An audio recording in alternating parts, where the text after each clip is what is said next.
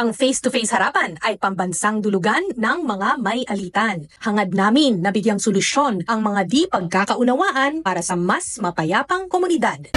Face-to-face, sisimangon. Face-to-face, sinumingiti. Face-to-face, inyong bangayan. Face-to-face, huwag mong talikuran. Harapin mo face-to-face. Ayan, ako, eto na nga.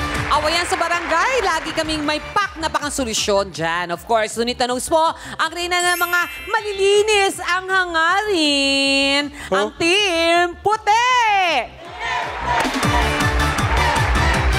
Ito ang programang eksperto sa pag-aayos ng mga hindi pagkakaintindihan. Ral Santiago po ang bibida para sa malupit ang bugso ng damdamin, ang Team Pula!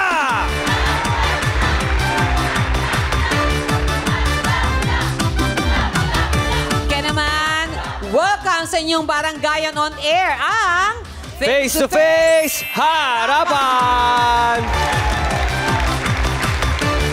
Ang mga ekspertong tutulong sa pagresolba ng mga reklamo. Our very own Harapang Tagapayo. Una na dyan, of course, ang abogado ng mga sikat. Our legal expert attorney, Lorna Kapunan.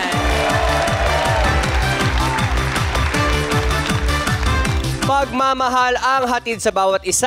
Our love expert, Dr. Love, Brother June Banaag.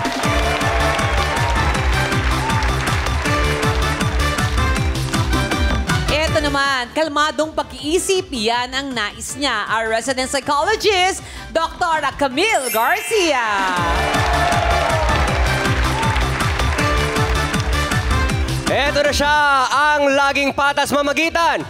Ang nag-iisang ate ng masa, Corina Sanchez Rojas! Ate Corin!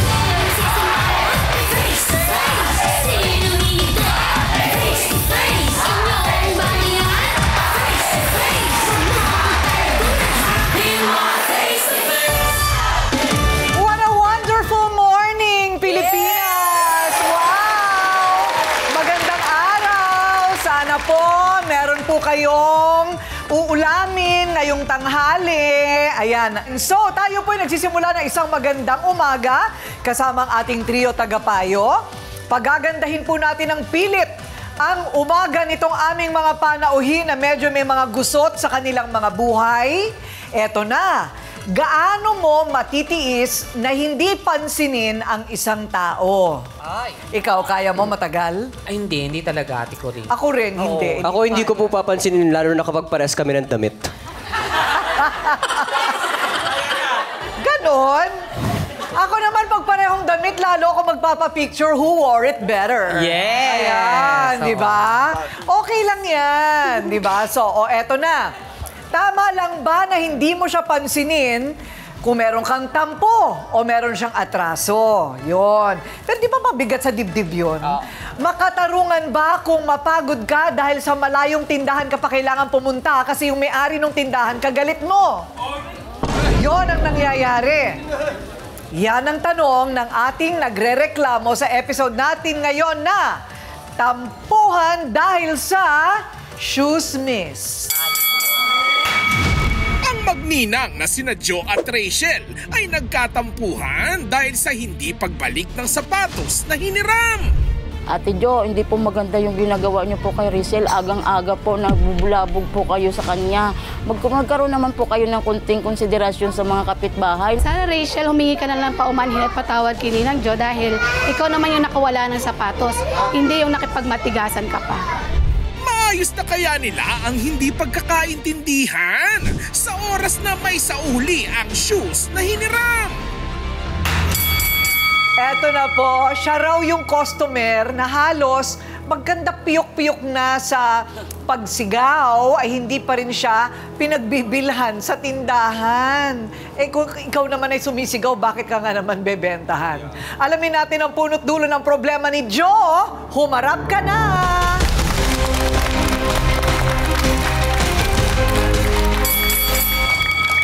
Ayan, Nanay Jo, ano naman ang problema natin? Problema yung tindahan. Kapag ibang ang bumili, bilis pa siya sa alas 4. Samantalang ako, tinatawagin ko, Hindi, patulog-tulog. Palakad-lakad, ganun yung ginagawa niya. Di pupunta lang ako sa kabilang tindahan. Pero Doon malayo. Doon sa likod, ikot ako. Pagbalik ko, may customer siya. May customer. Sabi ko, bawal pala dito bumili. Sabi niya sa akin, bawal ka kasi malas ka. No. Lamba makapira daw siya. Ang pira daw, magawa ng bato. Yung pera nagiging bato pa. Oo. Dahil Kapag sa'yo? ako daw ang bumibili. Kasi Lunes daw, ako daw talaga ang pinakamalas. Pag Lunes. Oo. Oo. Pag kinabukasan, balikan ko siya. Ganun pa rin, nagtatago pa rin. Pag Martes, malas ka pa rin. Malas daw ako sa lahat ng araw. Bawal akong bumili daw sa tindahan yan. Ganon pala yun. Bakit naman malas ka daw? Ano naman ang problema daw? Bakit ka malas? Malas daw ako dahil ako, madaldal daw talaga ako. Madaldal ka daw. Oo. Ano naman ang dinadaldal mo, Naijo? Dahil may atraso nga siya sa akin, matagal na. Ano yung atraso niya? Ang atraso niya sa akin, yung hiniram na sapatos, hindi niya binalik. Amo nang ayaw niya nga makaharap ako. Teka muna, sandali lang. Alam ko pwede ka magpahiram ng damit, pero sapatos? Pwede naman. Pwede ba? Para maghalo po yung amoy. Inano niya sa anak niya. Oh. Yung sapatos, yun hiniram niya, sa anak ko rin. Kasi yun yan, si Rizal, inanak ko sa kasal. Ayun. So, humiram sa anak mo yung anak niya ng sapatos. Pero ako ang nagpahiram. Oo. Mabuting dinagalit sa'yo yung anak mo. Ay, nagalit. Pero sinabi ko na lang, kapag makapira ako, papalitan ko. Kung wala, antayin na lang natin kung isa uli. Okay. Oh. Ano bang sapatos yun? Yung Sneakers? Pakita nga. Sa ating mesa ng ebidensya, ang litrato ng sapatos na hiniram at hindi na ibinalik. Oy, maganda nga naman. Sa Korea yan. Oo, maganda nga naman yung sneaker. So, bakit naman humihiram ng sapatos yung may-ari ng tindahan? May anak kasi siyang binata. Oh. May ano siya, estudyante. Sabi niya, Ninang, pwede ba hiramin ko muna isang araw lang? Di sabi ko naman, o naman. Pero mamaya ibalik ka, hindi yun akin. Pangalawa, sa anak ko yun, hindi ako nagpaalam sa anak kong ipahiram ko sa'yo. Aba, dumating na lang ng halos 1 taon. Ay! Opo! Diyos ko! Hindi sinauli. Aba! Umabot na ng 1 taon! Ano ba naman yan? Yan na lang ba? Baka meron pang iba. Ay, marami pa. Ay, marami pa! Marami Teka pa. muna, sandali. Marami pa. Marami pa? Meron ba kayong pinagawayang boyfriend? Hindi. Hindi. Dahil sa pagluluto. O, ano naman yung luto? Kasi yung bahay ko mataas. Oh. Ako, kamatanda na, mahilig ako mag-army roll. Ang mag-army roll tayo, hindi pwedeng i-dryer kasi babara sa dryer. O, di ilabas ko. Paglabas ko naman, ilagay ko dun sa harap niya, kayo lang ang sampayan talaga. Aba, pagsilip ko, binuhat yung superkalan. Lumabas na siya. Siyempre, kapag maaraw na hindi na ako lumabas kasi mainit, trapal lang nga. Binuhat yung superkalan. Maya-maya, nangangamoy na. Oh. Pagkangamoy, sinilip ko, bumaba ako. Dandahan akong ba. Pagsilip ko, aba, tuyo! Nananadya! Nananadya siya sa akin. Nanggigigil na ako talaga. O, ito na ha. Siya raw. Aba! Aba! Siya raw. Ang nagbibingi-bingihan na tindera na ayaw siyang pagbilhan. Rachel, Aba! Rachel, humarap ka na.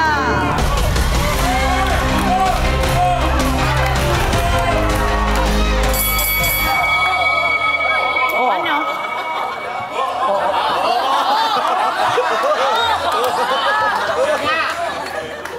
So, Rachel, nako, ano ba ito? Ano bang nangyayari? Harapang tanong, totoo bang sinasadya mong hindi pagbilhan si Nanay Jo dahil ikaw ang nakawala ng sapatos na hiniram mo? Malalaman natin ang depensa ni Rachel sa pagbabalik ng Face to Face Harapan! Face to face, sino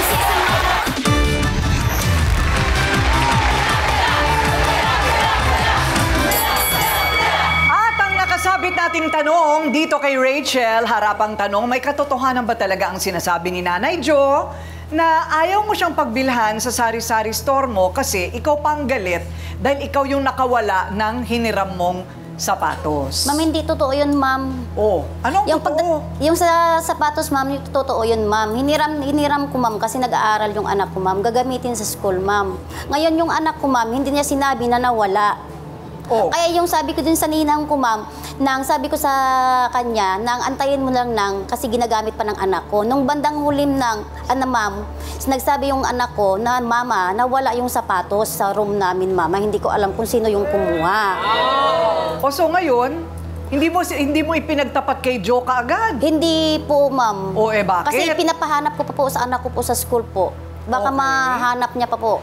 Hanggang nagsira yung klase po, hindi nahanap ng anak ko po. Doon ko na sinabi sa ninang ko po na nawala ng anak ko sa school. Ngayon po, yung anak ko po huminto sa pag-aaral para magtrabaho kasi yan yung pangako niya sa akin kasi sa ninang ko, nababayaran niya po. Oh, so yung anak mo ngayon nagtatrabaho? Nagtatrabaho siya po, pero ilang buwan pa lang po siya nagtatrabaho po. Anong trabaho niya? Housekeeping po. Housekeeping? Opo. Sa hotel? Opo. Ah, okay. Bakit mo naman pinaghintay ng 1 taon? Di nangako naman siya, ma'am. Nangako siya nga, sunod buwan, sa 15, sa 25, sa 10, sa 30. Oh. Sa Martes, sa Merkules, sa Webes, sa Linggo, punta ko, wala pa rin. Oh, di nanggigil ako. Ayun. Wala pala eh. Bakit naman ayaw mo siya pagbentahan sa sari-sari store mo? Yung sa tindahan naman, ma'am, alas 4 pa lang, ma'am, nandoon na siya sa tindahan, ma'am. Sabi niya, Rachel, pabili ako. Ngayon, ma'am, pupuntahan ko siya. Ngayon, ibigay ko yung, sabi niyang kape. Pagkatapos ng abot ng kape, ay, Rachel, ibawas mo na lang yan sa sapatos, yung pangbayad. Umagang-umaga, ma'am, wala pang bumibili. Siyempre, mamalas yun, di ba? Kung sa kakasabihan ng mga matatanda, kailangan may buhay na mano, ma'am. O ganun, ma'am. Yun pala, meron siyang pamahiin na ganon. Sabi nga nila, wag kang magpipirma ng tseke o magbabayad ng malaki tuwing Lunes. Yun nga din. Diba? Kasi magiging ganon na daw yung buong linggo mo. Lalo nung alas 4 ng umaga, ang aga mo naman gumising, Nay. Di, nabangan ko siya, ma'am. Kasi kung tanghali, hindi ko na siya makita eh. Ayun! Oh, di, nabangan ko siya. Pagising ko, kurmahan ko na doon. Sabi ko, ito, pagbukas mo na dito na ako, wala ka nang magawa. Wala ka nang takas. Dito na ako eh. Correct. Bigyan mo ako araw-araw. Pagdating nga magbayad ka, magkwintahan tayo. Ayun. Oo. Hindi, palagay ko yan, magkwentahan muna kayo. Ayaw naman niya. Magkano yung rubber shoes? Yung sabi ng anak ko, yung rubber shoes na yun, galing sa Korea, 8,000 doon sa Korea. 8,000 pesos. 8,000. May trabaho yung anak mo? Sa Korea. May kaya, no? May kaya siyang bumili. Pero nakauwi na, ma'am, may nag-asawa na. Nag-asawa. Pero pwede ba yun, Attorney Lorna, yung kunwari meron kang tindahan, may papasok sa tindahan mo, nasa batas ba yun na pwede mo siyang tanggihang bentahan? Actually, hindi, no? Kasi, ang right siya ng consumer's right, no? Kasi yung consumer code natin, applicable yan, miski na malaki, maliit, sari-sari store, no? May karapatan ng isang consumer na pag meron namang pambayad, kasi kung meron kang pambayad, karapatan mo na bigyan ka ng bibilhin mo. Kung ganyan naman ang arrangement, karapatan rin ng owner ng sari-sari store na i-refuse na utang, no? Kasi kung ipapalit sa sapatos ang pera, ang utang, ang tawag dyan ay dasyon. Dasyon. Pero ang dasyon, kung goods for cash or cash for goods, dasyon, kailangan may mutual consent. Hindi lang ikaw ang nagsasabing, bawasan mo. Dapat pinag-usapan nyo yan. Correct. Dapat may kasunduan, ano? Correct. Oo. Kunwari, Nay, Rachel, nawala. O magkano ba yun? 8,000 pagkabili, brand new. O sabihin natin 6,000 na lang kasi luma. 6,000 na lang. O pwede ba, Rachel, yung 6,000, unti-untiin ko nang kuha na lang ng ano? Ayaw nga niya eh. Ay, hindi. Ibig ko sabihin, Nanay, ayaw niya kasi nagkakahamunan na kayo. Maganda kung napag-usapan ng mabuti, pwedeng pag-usapan kung magkano lang kada buwan ang pwedeng i-pull out, di ba? Tapos, mag-aano tayo, mag-aawas-awas. Tingnan nga natin, Ryle, sa mesa ng ebidensya kung gaano lang kaliit ang tindahan kasi ni Rachel. Naiintindihan ko rin yung sinasabi niya na paano naman yung aking papaikutin na pera, ito lang naman ang tindahan daw niya. Hindi naman pwedeng biglaan, di ba? Oo, pero kung kape-kape lang sa araw-araw, maliit lang yun, ha? Maliit lang yun. So, hindi lang kayo nagkaintindihan kasi wala kayong napag-usapan na paraan para maisoli yung halaga. Opo. Pero, wag tayo magbingi-bingihan, ha? Bawal yan dito kasi may mga kakampi pa rin na magsasabi ng kanilang mga bersyon. So, kampihan na! Kaya tutok lang, mga kapatid, dito sa Face to Face Harapan!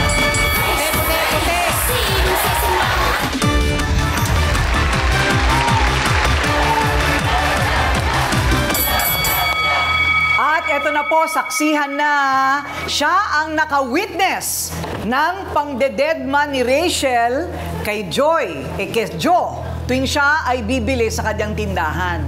Des, humarap ka na.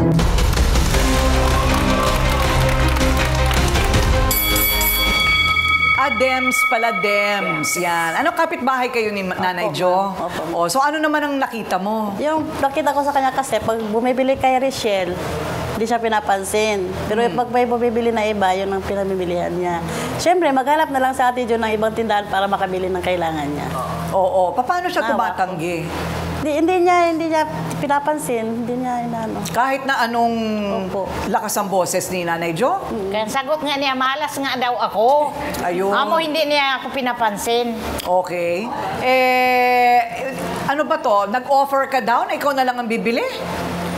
Po. Ng sapatos? Ay, hindi po ako. Ng ano? Ng kape? Akala ko yung ano. Ano yung ino-offer mo? Sa tindahan siguro Ako po ang bibili sa labas na lang. Kasi matanda na nga po siya. Ikaw na lang ang bibili para sa kanya. Kasi ikot pa po kami. Ikot pa para makabili siya. Ayun. Para hindi na siya lumayo. So, ganun ang nangyayari. Palagay ko naman mapapag-usapan yun. Yung halaga lang kasi talaga. Ang pag-uusapan, papayag ba yung anak mo? Halimbawa, ganun, kumukuha ka na lang ng paninda niya, Papayag ba yung anak mo na hindi na maisoli yung sapatos? Mapunta na lang sa'yo yung halaga. Kasi nawala naman talaga, hindi na mabalik Ang gawin ko lang noon, kapag pautangin niya ako raw-araw, ako na lang maghanap ng paraan. Kami lang dalawa talagang hindi makasundo. Ayun, okay. Kasi nga, nawala. Wala namang gustong mangyari yun, Rachel? Opo. Hindi naman niya sinadya na walain, hindi naman nila binenta.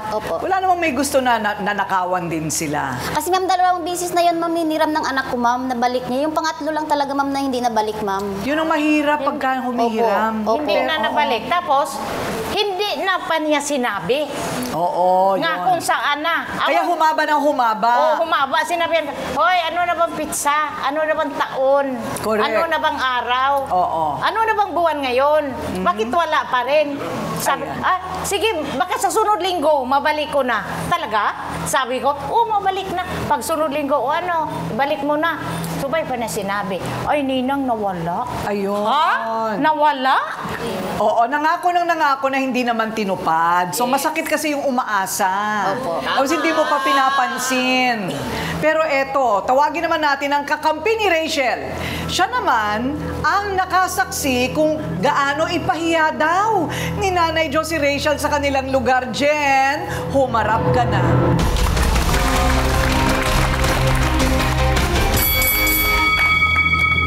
Okay, Jen. Ano naman ang mga nakita mo? Yes po. Totoo yan, ma'am. Pinapahiya niya kasi palagi si Ate Rachel. Pag alas 4 pa lang po ng madaling araw, nandun na siya sa bungad ng gate. Rachel. Tapos may mga tao rin din po doon. Ipagkukwento niya kung ano-ano. Tapos tungkol pa din po sa sinampay. Siyempre po, ano niya sa araw-araw, wala man po siya pambili ng maayos na ulam. Talaga pong magpiprito siya ng tuyo. Hindi po yung sinasadya, ma'am. Totoo po yun. Yun po talaga ang kaya niya talagang lutuin din. Nagluluto siya ng tuyo at daing. Kaya Okay. kaya dapat unawain na lang din po kasi sa kalagayan niya rin. O pag-usapan nga natin yung nananadya ng nagluluto ng mabaho. Ay, hindi po siya nananadya, ma'am, kasi nilalabas niya talaga yung lutuan niya kasi doon po siya nakatira sa dulo. Kumbaga po, walang singawan. Ilalabas niya po talaga sa labas ng may tindahan niya kasi isang ano lang din po kasi yun, walang bintana din siya. Okay. Bakit natatapat dun sa sinasampay ni Nanay Jo? Yung gate niya po kasi, sampayan din po ang labas. Sa kanya. Amo lalabas ako, paikot ako dyan, doon ako manampay. Kasi yung akin nga lugar, walang sampayan na mahaba, halimbawa kumot. Walang sampay sa akin kasi puro grills yung Wala ka bang ibang pwedeng paglutuan ng tuyo? Harapan talaga mismo namin, Harapan ma'am. talaga niya yun. Kung saan yung bahay ni Ninang, nandoon pa siya, ma'am. Bababa pa siya, pupunta sa amin. Pakikisampay? Opo. Ayun. Kasi yung sampayan namin, ma'am, pangkalahatan yan, ma'am. Kung sa ano, ma'am, nagpapaunahan na lang, ma'am. Oo nga, pero... Kasi nakadryer na po. Hindi ko naman, uy, wag muna kayo magsampay kasi magluluto ako. Kasi, ma'am, pag nagsampay sila, ma'am, tulog pa kami. Pag gising namin sa umaga, yan na. May sampay na. Sampay na, ma'am. Madali lang humanap ng solusyon. Ganyan talaga ang samahan ng magkakapit-bahay, nagbibigayan. Kaya nga po ang sabi ko, magunawaan po sana. Kaya lagi po silang nagbabangayan dun sa harapan. Mismo po kasi niyang tirahan ko po, magkaharap kaming dalawa. Kaya lagi ko po sila naririnig. Lagi mo nakikita. Opo. So, hindi naman sinasadya na talagang Hindi naman po. Totoo po nagpapatuyo yun. siya Halos, doon. yun po kasi kaya niya din bilhin.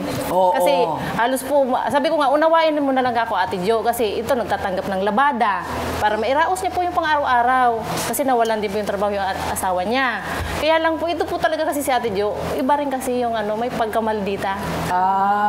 Doc Camille, ba't ganun? Bakit ganun? Ang dami nating kaso dito na imbis mag-usap, gusto lang nila, magalit na lang sila.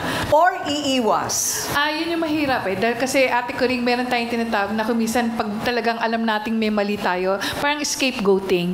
Parang sasabihin, isisisi natin sa kabila hanggang sa umabot sa punto na nagkakaaway. Ang mahirap dito, nakakalungkot Ma'am Jo, dahil kasi di ba ninang kayo ni Rachel. So sana talagang kayo ang mag-guide sa kanya na maging tama yung pag-uugali na kaso medyo matapang po kayo. Kaya siguro itong isa ay gumagante kahit po mali. So sana pagdating sa ganitong pagkakataon, talagang communication is the key.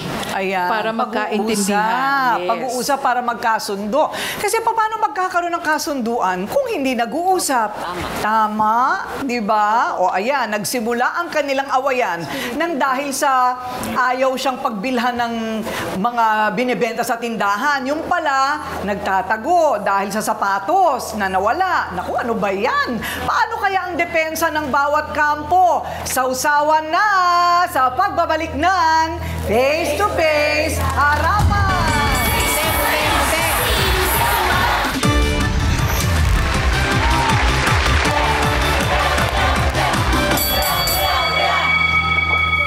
May pagkakataon ba na may isang bagay kayong gustong-gusto tapos ayaw ibigay sa inyo? Meron na bang ganon, Ryle, Donita? Meron. Meron. Meron talaga pag inis siya sa'yo. Pag nakita, may isa akong ganyan yung nangyari ko rin na friend ko, nakita ko, kaya mo inano yan. Ganyan. Ay, dito kay ganito, ganyan nabili. Ay, talaga. Bili nga rin ako. Gusto ko yan eh. Order ako sa kanya. Wala na daw, out of stock na. Tapos nung kaibigan kong isa umorder, meron pala. Sa'yo lang ayaw? May ganun palang tao talaga. Oo naman. May inis, inggit, Oo, may ganun. naiinggit. Kaya pinagkakait sa'yo. Iba-iba ang mga motivation, no? Dito sa pagkakataong ito, ano ba solusyon dito? Parang hirap nga eh. Siguro, Ate Coring, di ba, since nagsasampay ng kumot dun sa harapan, nagangamoy tuyo, yung unan naman, dapat amoy itlog tsaka kape. Para full set na, almusal. Hindi, pero mag-a-adjust lang talaga sila. Kailangan may compromise. Correct. Kailangan, dahil sa isang lugar lang naman sila halos nagsasama-sama, kailangan, ano ba ang mag-work sa'yo, mag-a-adjust ako, ano ba pwede mong i-adjust para sa akin, para harmonious. Bigayan, kumbaga. Bigayan. Ang gawin natin ko rin ganun, magluto muna siya, huwag ka muna magsampay na. O paglutuin mo siya, pagkatapos siya magluto lahat, saka magsampay. O, di ba? Para at least hindi mangangamoy. Payag nga siya na iba yung lugar na paglutuan eh, dun sa kanila. Yun, sa taas. Sa kanila naman ang sampayan. Kasi matagal nga naman magpatuyo. Oo, tsaka pag nangamoy talaga tikuring, di ba? Yung Makapit may usok, talaga. Correct. Nakakainis yun, pagod ka magkusot, tapos pinabangwa mo ng kung ano-ano. Correct. At tapos yung problema pa sa nawalang sapatos. Ano sa tingin ninyo? Ako, ito na nga. Ano ba? Team pula, team puti, paano ito mariresolba? Ayan, ito. Naku, manda ka, ate. Hindi, ayun Ate Rachel, yun naman pala given the fact na ilang beses na po kayo pinahiram ng sapatos, sana naging honest na lang po kayo kay nanay na nawala ninyo, kesa naman po na humaba pa yung diskusyon ninyo, di sana wala po tayo sa punto na nandito tayo. Nanay Jo, okay na po magandang loob na po kayo na nagpahiram po kayo ng sapatos. Pero paano nyo naman pong ine-expect na bayaran kayo kung yung tanging mga paraan nila, hindi nyo pa sila binibigyan ng kapasidad para bayaran ka? Diba? Kailangan pa bang umabot sa pamamahiya para lang matapos yung problema nyo? Ay, nako, lalong hindi ibibigay yan. Pag pinahiya mo, no? Ganon ang nangyayari. Dr. Love, ano ba? Tama ba yun na palagay ko parang self-defense, parang nagiging defensive, no? Nagiging defense mechanism niya yung parang siya yung umiiwas. Oo. At least hindi galit. Oo. Yung iba nagagalit pa eh. Oo. Oo. Gumagawa lang siya ng paraan para hindi na siya... Managot. Oo, hindi na siya managot. Pero titingnan ko to sa on the spiritual side kay Nanay Jo. May parable sa Bible, no? Sabi ng mga apostles ni Kristo, kumakain kasi yung mga apostles niya ng uhay ng palay, no? Sabi, bakit kumakain sila? Hindi sila naghuhugas ng kamay. Marumi yan, no? Sabi ng Panginoon, Ate Jo, hindi masama ang kumain ng marumi. Ang masama, yung marumi na lumalabas sa bibig ng tao, no? Now, ikaw ang ninang, inaanak mo siya. Is that right? So, ikaw ang nanay niya, pangalawang nanay. Dapat sa'yo manggaling ang magandang larawan, magandang imahe na magtuturo sa kanya. Mali yung ginawa niya. Ha? Mali yun. So, dito naman kay Rachel, may kasalanan ka rin, di ba? Ang nangyayari kay Rachel ay parang gusto niyang gumanti. Hindi kita pautangin, no? Kasi ang gusto ni Joe, bawasin na lang natin. Clearly, nag-back down ang communication sa magninang. Nawala ang komunikasyon. Kung sinabi lang ni Joe at nagkasundo sila na bawasin mo na lang unti-unti doon sa halaga ng sapatos, baka nagkasundo sila. Pero wag namang 8,000. Masyado napakalaki naman yung gamit na yung 8,000. Kay Rachel, wag nating pamalagiin yung ugali na pag wala tayo, manghihiram tayo sa kapitbahay. Yan ang isang bagay na kinaiinis ko. Oo. Hindi pwedeng sapatos na isusuot ng anak mo, hiramin mo sa kapitbahay. Hindi magandang ugali pag wala magtiis, no? Ang responsibilidad nasa sayo para bayaran siya. Pagkasunduan ninyo kung magkano ang babayaran buwan-buwan na pwedeng ibawas sa bibili niya. Ganun lang kasimple yan. Kasi magninang kayo, no? At magkakaintindihan kayo. Balik niyo ang Diyos sa inyong relasyon. Okay? Sayang ang pagiging magninang ninyo. Huwag na tayong gumawa ng kaaway. Thank you, Dr. Love. Attorney Lorna, pwede bang makulong ang taong nanghiram ng gamit? Tapos, mapapatunayan naman niya na nanakaw sa kanya? Oo, may liability kasi meron kang, lalo na kung hiram, meron kang duty of diligence na yung hiniram isusole. Pero gusto kong bigyan ng bagong konteksto itong problema natin ngayon, ano? Not from the point of view of the parents, but from the point of view ng mga anak nila. For instance, si Rachel, meron siyang anak, 3 beses na hiniram ang sapatos para sa anak, no? Yung third time, hindi na sole. Sana yung values formation natin. Kasi yung anak mo, pag sinabi mo sana sa anak mo, anak, wala tayong pambili ng rubber shoes na ganyan, mahal yung ganyan, ano? Hindi aasa yung anak mo. Ikaw naman, kayo po naman,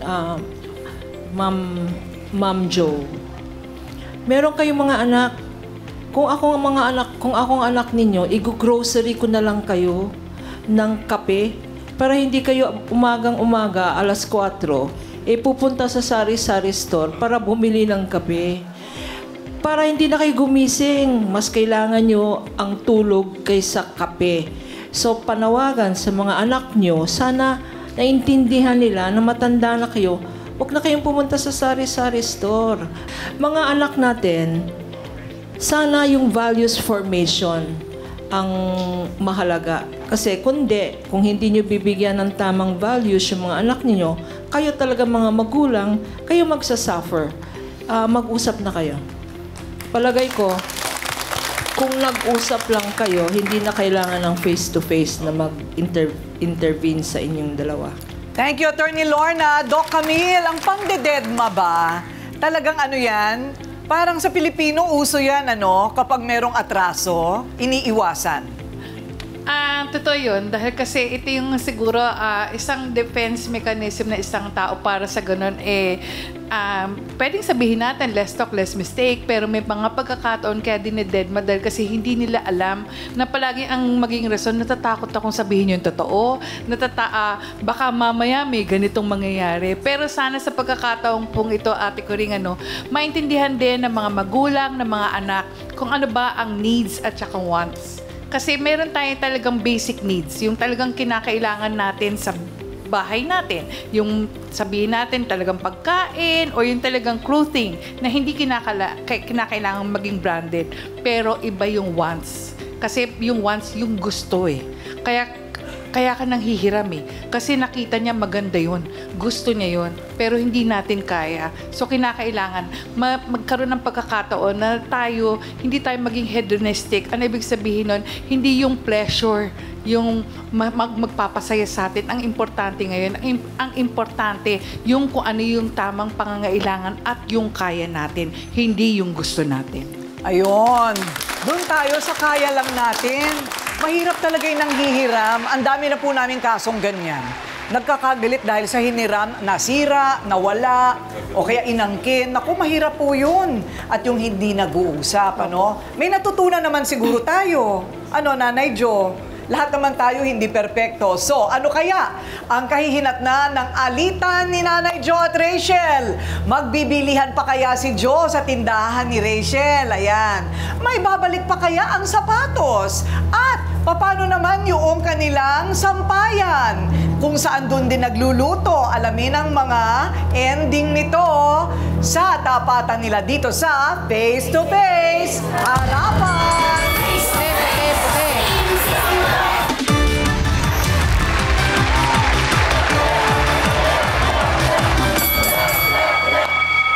So, Jo at Rachel, may pag-asa pa ba na magkabati kayo kung tutulungan namin kayo? Tutulungan naman namin kayo kung talagang wala nang pag-asang mahanap yung sapatos.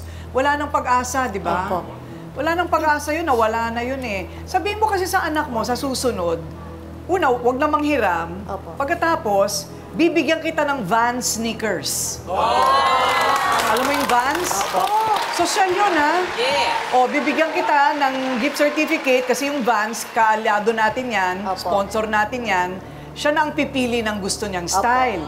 Pero kung burara pa rin siya, at iiwan niya yan sa classroom o kaya sa kung saan, di mananakaw ulit yun.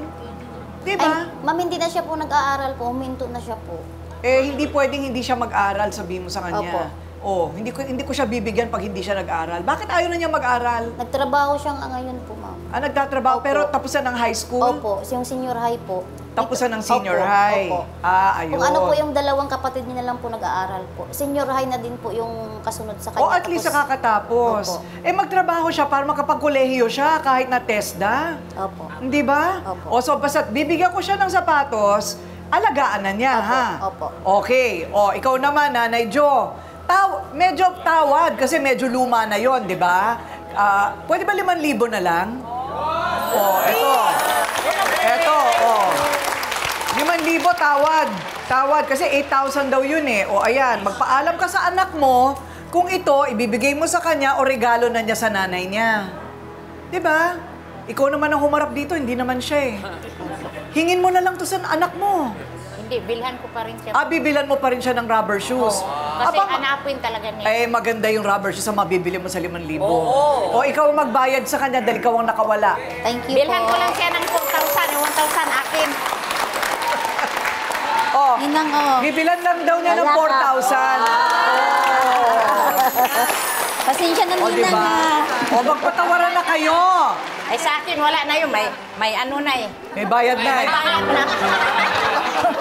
Nanay, anong sabi mo, yung 4,000? Mamili ako ng sapatos, 4,000 para sa kanya. Ang 1,000 akin. Ayun.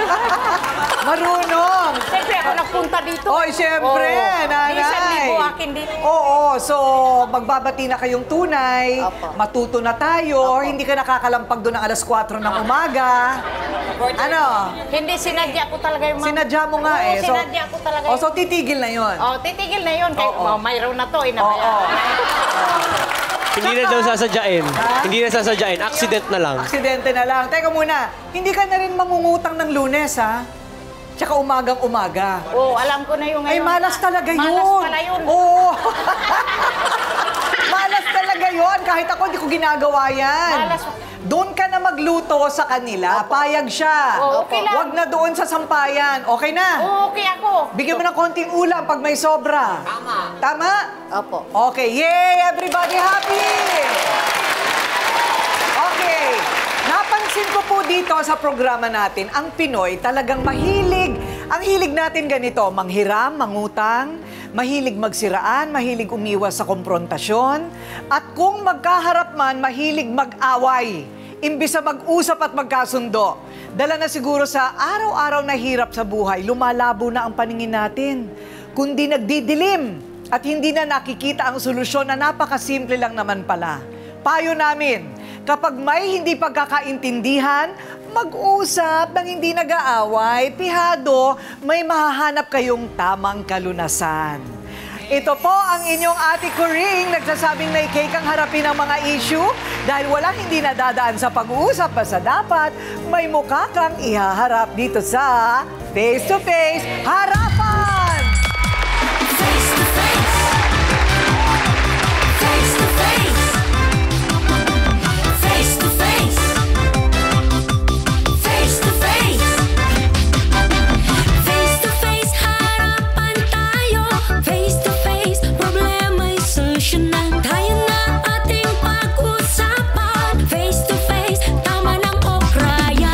Sabuting tama o mali. Galit, bati.